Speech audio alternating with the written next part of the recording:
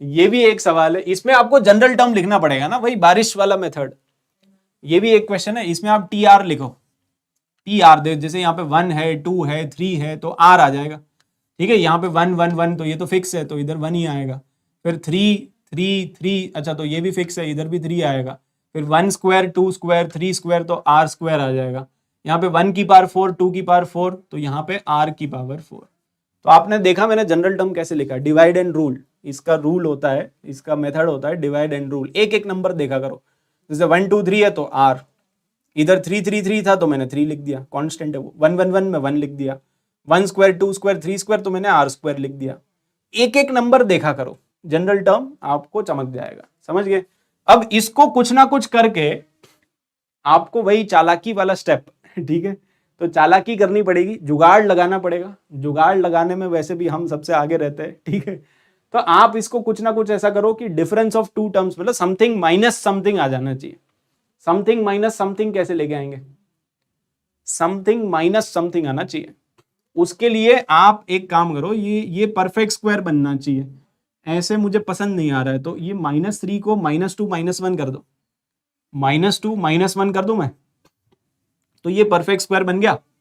तो perfect square बन जाएगा, तो ये आर, ये है आर स्क्वायर -1 का होल स्क्वायर, और ये है आर का स्क्वायर। तो अब यहां पे लग जाएगा ए स्क्वायर माइनस बी स्क्वायर, ठीक है। तो बेसिकली ये ऐसा आ जाएगा कि ऊपर तो आर है ही, यहां पे आ जाएगा दिस प्लस दिस, और एक बार आ जाएगा दिस माइनस दिस, ठीक है।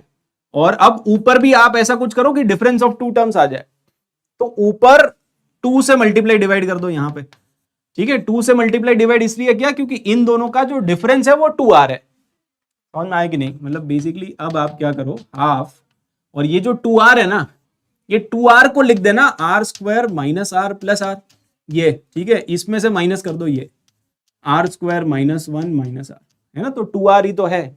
आप देखो आर स्क्वायर तो कैंसिल हो जाएगा, -1 कैंसिल हो जाएगा, आर प्लस आर 2r, और नीचे आपके पास यही है। तो डिफरेंस ऑफ टू टर्म्स दिख गया कि नहीं, दिख गया होगा, अब तो सिंपल है, ठीक है। अब इसके बाद ये स्प्लिट हो जाएगा, और स्प्लिट करने के बाद बारिश हो जाएगी, ठीक है। तो बारिश करवा दो बस, मौसम वैसे भी खराब हो रहा है अभी ठीक है, तो थोड़ी बारिश की जाए, क्योंकि मेरा यार हंस रहा है, तो हंसने दो, और क्या, वो तो हंसेगा ही, जेई में सिलेक्शन होगा तो जवाब देंगे हम अभी तो नहीं दे सकते।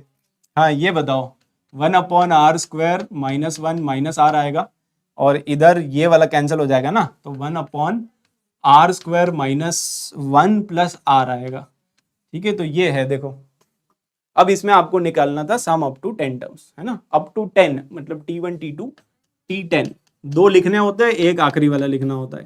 तो बस ये कर लोगे क्या, यहाँ पे देखो 1/2 आ जाएगा, 1 पुट कर दो ना आप, 1 पुट करोगे तो 1/-1, और इसमें 1 पुट करेंगे तो 1/1, फिर 2 पुट करो, तो 2 पुट करेंगे तो 4 -1 3 3 -2 तो 1 आएगा, और यहाँ पे कितना आएगा, यहाँ पे 4 -1 3 3 + 2 5 आएगा यहाँ पे।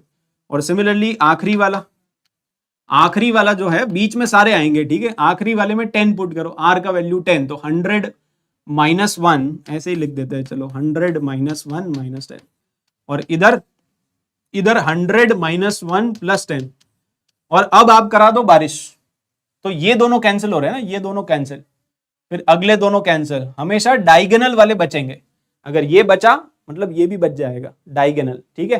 तो अल्टीमेटली आपका जो समेशन आएगा वो कितना आ जाएगा, S10, तो हाफ तो आएगा ही, है ना, वो कॉमन निकाल लो आप, ये और ये बचेगा, तो 1/-1, और इधर से अब इसको सिंप्लीफाई कर लोगे, इसको आप सिंप्लीफाई कर लो, आपका ऑप्शन बी आ जाएगा, मतलब ये आ जाएगा, ठीक है। तो जैसे ही आप सिंप्लीफाई करोगे, -55 डिवाइडेड बाई जो भी है 109, ठीक है, तो ये आपका आ जाएगा, कर लोगे।